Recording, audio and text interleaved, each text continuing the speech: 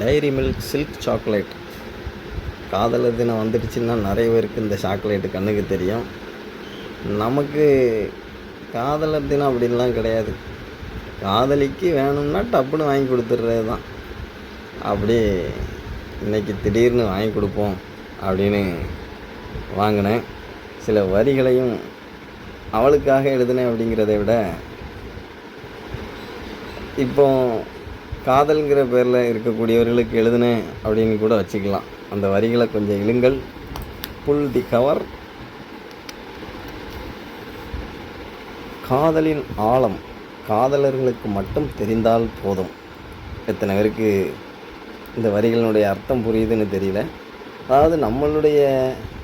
அதாவது அவங்கவுங்க காதலை பற்றி நமக்கு தெரிஞ்சால் போதும் இல்லையா? நம்ம எந்த அளவுக்கு ஆழமாக இருக்குது நம்ம காதல் அப்படிங்கிறது யாருக்குமே நிரூபிக்கணும்னு அவசியம் இல்லை.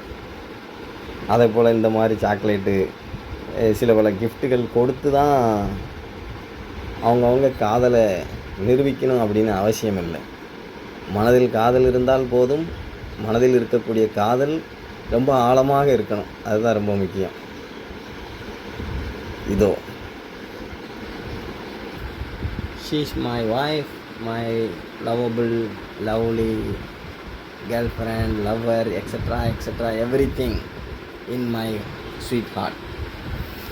This is for you. Parra? Yeah.